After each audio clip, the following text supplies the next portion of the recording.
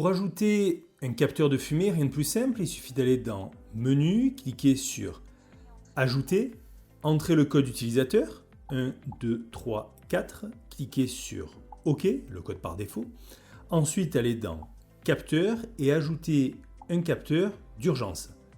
On clique donc ici. Ensuite, on choisit le mode. Ici, il est intéressant que le mode toujours soit activé. Par défaut, on ne peut pas le changer. Pourquoi? Parce que c'est un capteur d'urgence. Ainsi, quel que soit le moment où la fumée est détectée, c'est-à-dire que l'alarme soit activée ou désactivée, cela lancera l'alerte. Maintenant, pour le configurer, rien de plus simple. Il suffit de l'ouvrir, d'ajouter les 2 piles fournies.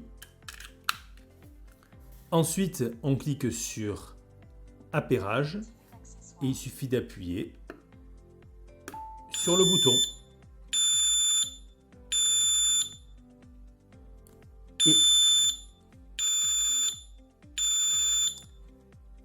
Et notre capteur est activé. Maintenant, si on va dans Temporisation, on peut avoir un délai de l'alarme, c'est-à-dire que la sirène ne se met pas automatiquement en marche. Ça peut être utile notamment d'activer le délai de l'alarme dans ce cas présent. Si par exemple vous êtes dans votre cuisine et que le capteur vient à sonner, à ce moment-là, vous pouvez désactiver l'alarme avant que la sirène ne se mette en route. Ensuite, dans Avancée, on peut également choisir l'alarme silencieuse, c'est-à-dire que la sirène ne sonnera pas. Par contre, vous allez recevoir une notification sur votre téléphone portable.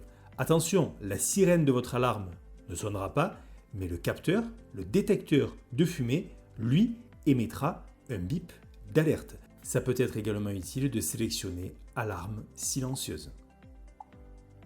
Ensuite, pour le renommer, rien de plus simple.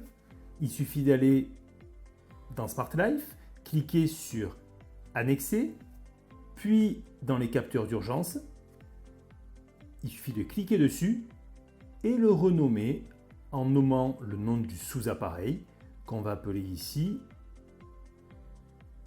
fumée, par exemple cuisine.